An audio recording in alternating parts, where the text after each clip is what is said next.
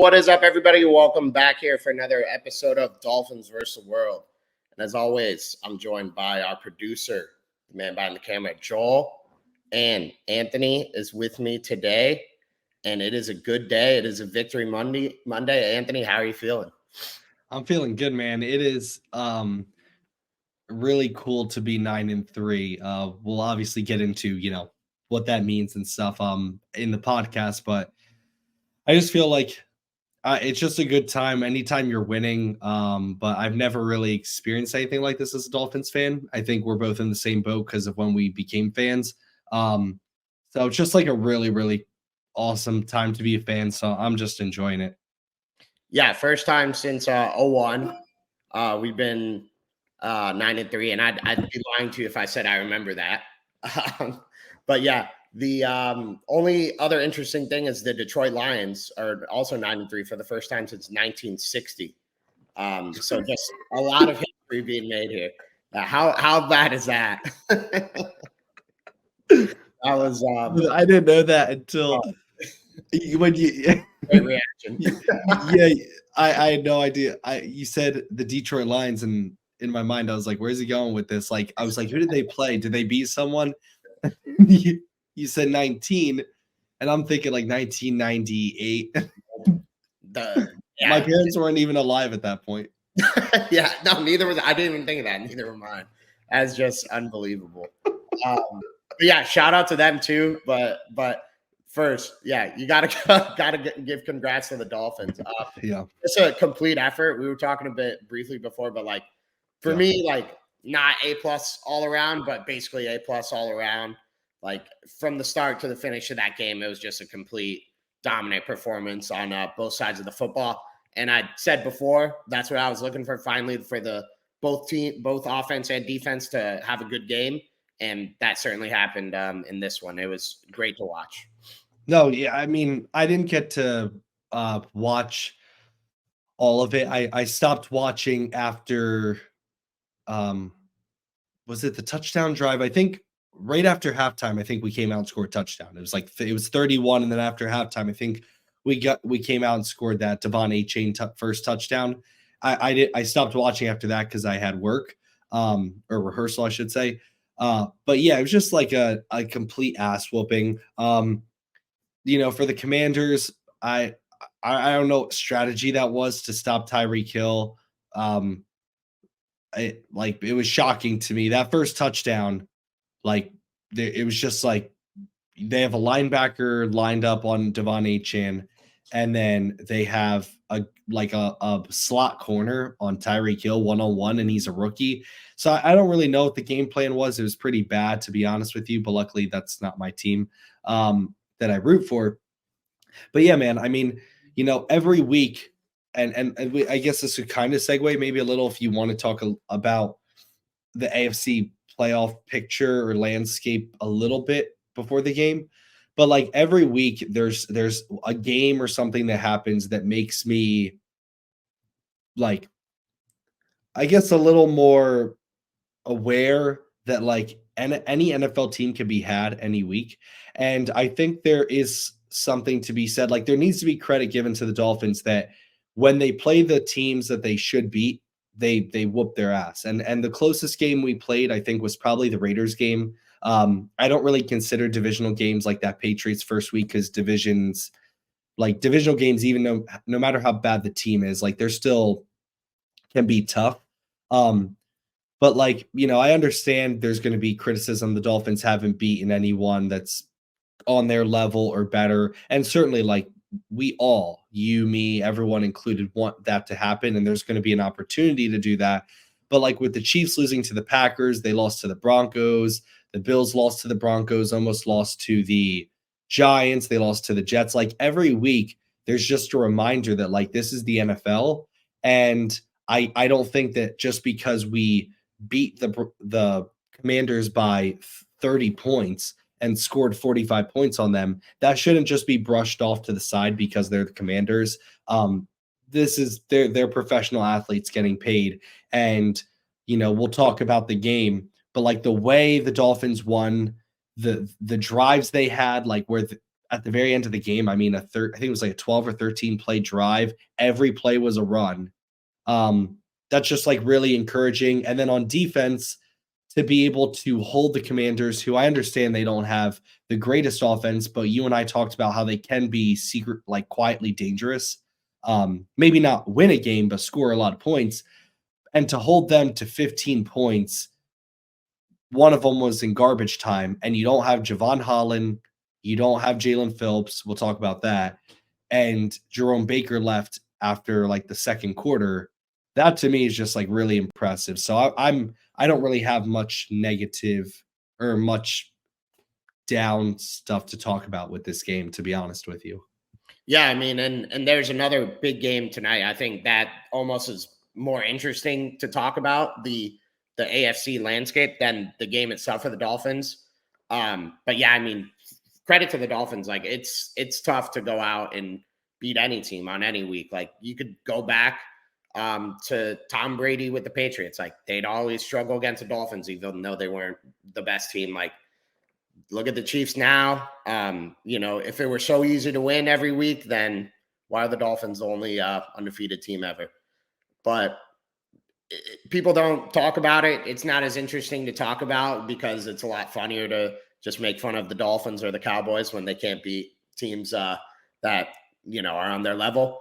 But to go out every week and just play in the NFL and consistently dominate the way they are, it's impressive. Like the Eagles did it last year, and no one took anything away from them. And even though they didn't get it done in the Super Bowl, but the Dolphins should be getting praised for this. But we continue to see. I don't know if you caught this. I just want to see if you did real quick. The one tweet that Tyreek Hill quote tweeted where some guy was like, Tyreek Hill made the best play ever tracking this ball.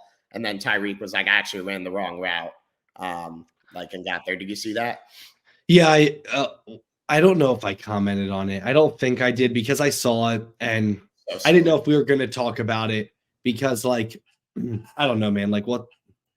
I don't know how much we're able to curse on here. I'd have to ask Joel maybe after the show. I don't want to curse too much but like, I mean, what the hell are we doing here? Like we're criticizing 60-yard. Like, let's criticize it if it doesn't work, right? If the play doesn't happen, I don't care if Tyreek was wrong. I don't care if what are we doing here? Criticizing 60 and 78-yard touchdown bombs. What in the F are we doing? Like, I don't understand it. And I watch every single week. I've watched Justin Herbert. I've watched Josh Allen. I've watched Jalen Hurts. I've watched all the top quarterbacks that people consider top quarterbacks, and all of them on deep bombs. It's rare that it's perfectly in stride. Like sometimes it's like a perfect pass on the sideline, like, and he makes a great catch out of bounds. But like, yeah, the chances of hitting him perfectly in stride every time, it's like, okay, he caught the ball and scored a touchdown and you won by 30 points. Like, let's move on. And so I don't know if I even commented, but then Tyreek commented, and then it's such a bad tweet that it got community noted. Like, there's someone who community noted it and said, I didn't even see that. That's hilarious. No, there's a community note under it and says, this was not a bad throw by Tua. Tyreek ran the wrong route. So again, but it's like, even if it was a bad throw by Tua, it was a 60-yard touchdown pass. What are we? So yeah, it just annoys me. There's definitely stuff that we criticize Tua about, and we say, like, he made this 40-yard throw look hard and stuff, but it's like, there was nothing yesterday, not one single thing that Tua did yesterday that I was upset about. In fact, yesterday was some of the most confident, like, pocket presence, making stuff happen on the fly Tua I've seen probably since the Chargers game. I think that was the last time I was like, whoa, like, he's making stuff happen on his own, sliding up in the pocket. And I saw that yesterday. So, like, I don't know what people haven't. He's also a Commanders fan, so I'd be pissed off if my team got their ass whooped. But yeah, after a couple bad, and I put bad in quotation marks there, performances from Tua, this was the best one in weeks. Like, and it was awesome to watch. And we'll see what happens moving forward. But yeah, if I'll just circle back real quick to the rest of the AFC. I mean, next week's game, Chiefs Bills is massive. No other way to put it. I don't want to say it's a win-win for the Dolphins because there's scenarios where they could still not capitalize on it. But if the Chiefs win, then basically you have, I want to say you win the next 2 games against the Titans and the Jets, and you clinch the AFC East. And then if the Bills win, you could theoretically, if you beat Tennessee, go 2 games up on the Chiefs for the 1 seed. Either way, I mean, that first week bye is massive. And home field, with the way the Dolphins are playing at home, just crazy. And then tonight, too, with the Bengals, if you want to touch on any of that. No, yeah, it couldn't have worked. I'll share the tweet because I tweeted this, and I think this kind of sums it up pretty well. Not to pat myself on, but this is what we're talking about. That was a huge loss last night for the Chiefs. And I'm not saying that this by any means, all of a sudden, it's like the Dolphins are the number 1 seed. The Jacksonville Jaguars, if they win tonight, like you just mentioned, we should be rooting for the Bengals because if they win, they are the number 1 seed right now. It's just because they didn't play. But it couldn't have fallen more perfectly for the Dolphins because, again, like you said, if we've been saying this now since the bye week. If the Dolphins win 5 games in a row, technically it's 5 games the rest of the season, but let's just take care of business against the inferior teams. If you win those 5 games in a row and Buffalo loses 2, you automatically win the AFC East. So they already lost 1 against the Eagles. And to me, I didn't want to make it a super long tweet, but the reason why that Chiefs loss is so important is because, like you said, that is a loss for the Chiefs to where that helps them towards that number 1 seed, the Dolphins, because now next week, if they lose, that's 2 games. But the bigger thing is, to me, the Chiefs are going to come out with a vengeance now next week because I think they got caught looking ahead at that Bills game. And they're playing at home in Kansas City, not in Green Bay. And I think that's going to be one of those games where they come out and, try to make a statement and put the Bills in their place again. So like that to me is why it's huge, is because I'm taking it from more so the angle of the Kansas City Chiefs are going to come out, and I'm happy they lost because now they can't afford to lose again. They can't, because if you lose 2 times, oof. If you go into those last 4 games of the season and you're 8-5, they can't afford to do that. So I think they will win next week, and that's the angle I'm taking of like, wow, like this could happen. Like the Bills could lose next week, and then Miami has an extra long week, and they play 2 games in a row at home against the Titans and the Jets, who looked absolutely disgraceful against a team like the Falcons. So like it is all kind of perfectly morphing into what we thought it was. Yeah. Win the AFC East. You and I both have been saying that. But now we both kind of assumed that the Chiefs were going to win the AFC. And you said that last week. You said I'm kind of putting that off to the side. But like, I mean, if they lose next week to the Buffalo Bills, then the Dolphins, it's up to you, because if you beat Dallas, if you're able to beat Buffalo or beat Baltimore, which is probably could be for that number 1 seed, I mean, there's a very realistic chance that Miami could have that bye. So yeah, it kind of, everything's falling perfectly into place. Now it's just up to Miami to capitalize. Yeah, and I don't know how much you got to watch of the game last night, but I, interestingly enough, thought it was one of the better offensive performances from the Chiefs, but their defense was just not very good. So hopefully if their defense can step back up, I think Buffalo could be in for a real rough game. I only watched like the end bit, like with it was like the last drive, the Chiefs drive, because I was watching my wife Holly and I were starting to like watch our Christmas movies, and yesterday was like 6 months since we got married, so we were like, is that kind of a reason we could go out to dinner? So I took her out to dinner. Not that people celebrate a 6-month wedding anniversary, but it's like, why not? So we like went out to dinner and then watched the movie, but I caught the end of it, that last drive. And I mean, I mean, both been said the refereeing, the inconsistency of the refs, and I'm happy to talk about this or mention this. I don't want to talk about it because I want to talk about the Dolphins, but I'm happy that at least I'm mentioning this now because whenever you talk about refs when it pertains to your team, people think that you're just talking about it because it affected you. Like, no, I'm letting you know as a Dolphins fan, I've seen many plays called on the Dolphins where I'm like, I don't know about that. Like, or for the Dolphins, where I'm like, okay, I'll take it because it's the Dolphins. But the refereeing in the NFL is so bad, and the reason I get worried about it, and everyone in the NFL, is because you never know when it's going to impact you. And at the end of the day, we can sit here and laugh and be like, haha, Eagles, you're getting penalties called on you, or haha, Chiefs. But then when it's the Dolphins, we're all going to be crying and sitting there pissing and moaning.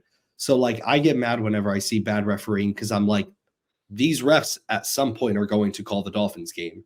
And what if that's the referee crew that calls the Dolphins playoff game? What if that was the Dolphins and there's a clear pass interference or that Mahomes hit that wasn't bad?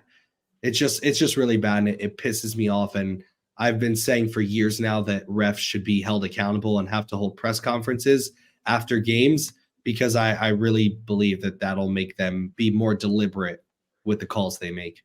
Yeah, there's so many easy solutions. Like, so I have now watched the XFL, so don't if this isn't true, but I was listening to something earlier, I can't remember, and apparently they just have a sky judge, like and they just call down like, hey, that was the wrong call, correct this. Like, you could do that, like, press conferences. There's so many things to do, but the one thing that's consistent is just the inconsistencies. Like, it's a cliche saying, but it is just sad. Like, and yeah, like you said, like, everyone's gonna get screwed. Like, there's not one team that gets screwed harder, but eventually it's gonna happen to you, and you just gotta hope it's not big moments.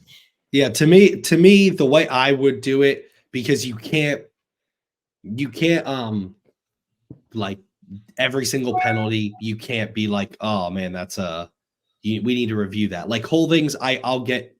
To me, defensive pass interference, roughing, anything that's 15 yards or more should be, there should automatically, it's kind of like when turnovers happen. If people wonder, like if you're ever watching a game and there's a clear incompletion, but they ruled a fumble, it's because if they ruled a fumble, that team doesn't have to waste a timeout because all turnovers are reviewed. So that's why, like, if you're ever watching a Dolphins game and there's like, hey, he didn't fumble, it's a clear incompletion, or his knee was on the ground, they will always call it a fumble because then they'll review it and the team doesn't have to waste a challenge. But anyway, that's what should happen on penalties over 15 yards. I've been saying that since I got a Twitter, which was almost 3 years ago. I've been saying that the way to fix NFL refereeing, it'll add 3-4 minutes to the game. It's not going to add that much time to the game. Who cares? I don't care. I'll watch more football, but it's done the right way. We could do with one less commercial. Right. I'm like, I'll watch 5 minutes. I don't care about watching more football. Maybe my wife does, but I don't care about watching more. The only issue is I want to make sure it's good quality. That's all I care about. Like, I'm not watching the Falcons Jets for 4 hours, but like, I'll watch the Packers Chiefs a little longer. But if it's a penalty over 15 minutes, or maybe a penalty in the last 2, if you want to do that, every time there's in the 2-minute warning, all penalties over 15 yards are reviewed or something, you take a 30-second timeout, you have a sky judge or someone unaffiliated from the crew look at it, and they determine it. Because, like, again, false starts, neutral zones, stuff like that. It's like, okay, defensive holdings, that could honestly be one because it's an automatic first. But, anything that's like an automatic first down or gives a team an automatic first down or something should be reviewed if it's like inside maybe 2 minutes. I don't know. But yeah, it needs to change. Yeah. I mean, and you're right. You're right on all of it, but we'll see if it happens. But to come back to the Dolphins, yeah, I mean, just great performance, like we said, and we'll see how it shakes out. I mean, if somehow the Bengals can get a win today, it'd make things even more interesting. But personally, I don't think that'll happen. But we'll see. Yeah, I mean, if you want to just talk real quick for a couple minutes about the matchup this weekend, Just quick thoughts, and then if we got anything else, we'll talk about that. Yeah. I'm curious to see what Jerome Baker's injury. I know they said it's week to week, but like, that was Brandon Jones just played horrible. And I say that lightly because they only gave up 15 points, but like, dude, you can't be missing tackles and injuring your own players. Pulled a Liam Eichenberg who played well. It was nice to have Devon Achane back. Thought everyone played well. I literally have I'm trying to think. Van Ginkel I have no itch. I'm happy. Yeah. Thank you for reminding me that Van Ginkel, and you especially said this. I was saying that I know the Dolphins defense right now is top 5. That's clear and obvious. We have a top 5 defense. Statistically, it won't show that because of the lulls in the first 4 games. But you were saying how like between Andrew Van Ginkel and Ogbo, you didn't think it'd be, with all the respect possible to Jalen Phillips. But like, yeah, I mean, Andrew Van Ginkel's getting to a point where like it's borderline. I don't think we should lose him in the offseason. Oh, I think it'd be especially like these team friendly. Right. I mean, Andrew Van Ginkel right now is making $2.5 million. That is like, I'm like, would he sign for 10 to 12? Yeah. Like I would sign Andrew Van Ginkel right now for a 2-year, $20 million deal without hesitation. 10 million fully guaranteed. Give him a 2-year, $20 million deal. 10 million is fully guaranteed. So he's making 5 million fully guaranteed a year. And you call it a day because the luxury he gives, and even Agba, I think actually, I'd have to do the numbers. Someone did it, but I didn't save it. That if you do like sack to playtime ratio, he's actually like the best on the team. He has 4.5 sacks and he's only played like 20% of the snaps, which is awesome. So I think the Dolphins defense is going to be fine. I think the run defense was a little, I don't think it'll be bad because it was fine. But I think it was one of the worser days, even though it wasn't bad. But it was one of the worser days we've had as a run defense, even though from anyone else's outside view, they'd say that was a good day. So that might be the only issue, which we'll see if that's actually a real issue, if it was just like not a big thing. But yeah, Andrew Van Ginkel, dude, that was one of the best edge performances I've seen. It was probably the best edge performance this year, other than like Jalen Phillips' performance last week. And honestly, it was better because he got a pick 6. So dude's playing out of his mind. Yeah. Yeah. He was great. And this defense it continues to impress. Like ever since Ramsey's come back, like they've been just dynamite. And this week, like I'd expect more of the same from the defense. Ever since that first game with Will Levis, he has regressed ever since. But yeah, offensively, I expect also another just big day. You think the Commanders had a bad pass defense? Well, the Titans are pushing them for one just as bad. They have a great run defense. Like it's pretty good, but it's just because everyone passes on them. Like everyone puts on the tape, they see how bad their pass defense is. So I would expect another just massive day from Tyreek Hill, and hopefully Waddle gets into, just has another great day. But I'm looking right now, so I actually don't know. Like you said that, and I was like, I didn't know. So right now, let's see. The Titans offense is scoring 17.8 points per game, which puts them like bottom 10.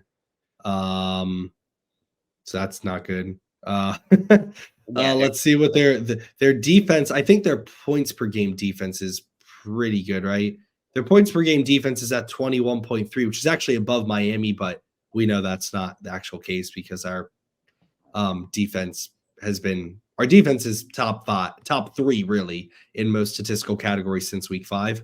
But like I'm trying to see what their pass defense, like, is it really?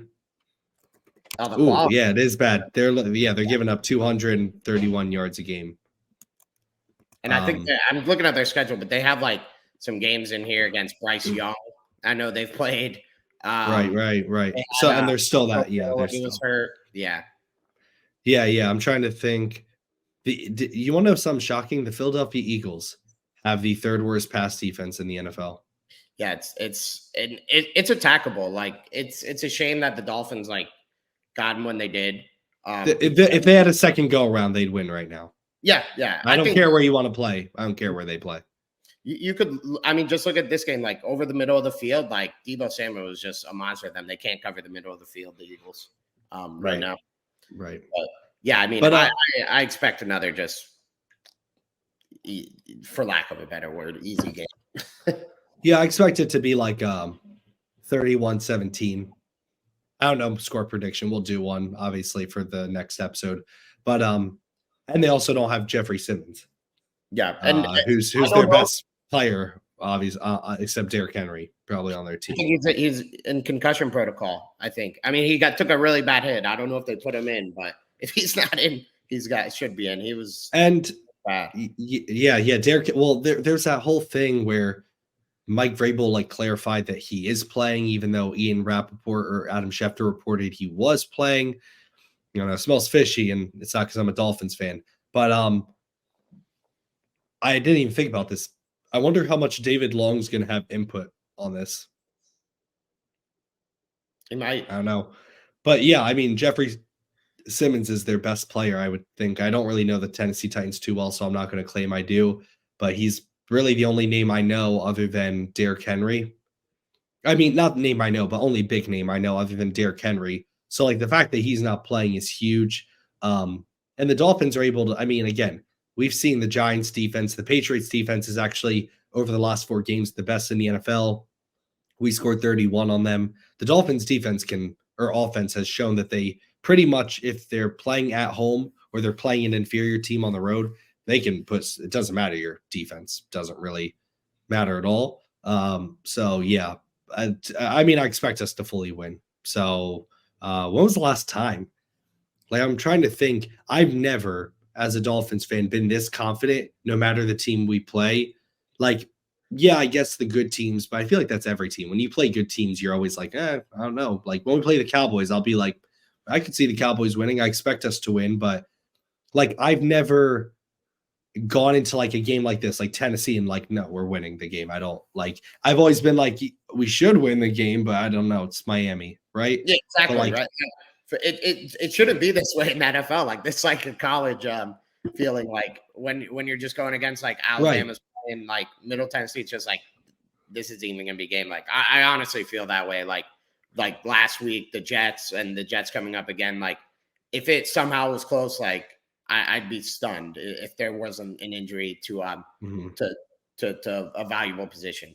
Other than that, like, I don't see how we don't dominate these teams. They're and hats off to Mike McDaniel, because and really not just Mike McDaniel, but the leaders of this team, the Tuas, the Tyreeks, because, you know, like, I think the closest they got to a trap game was the Raiders. I think that was the closest we got to a trap game, and we still won by a touchdown. But like, I mean, you look at the Jets, how bad they are, and we still whooped their butt.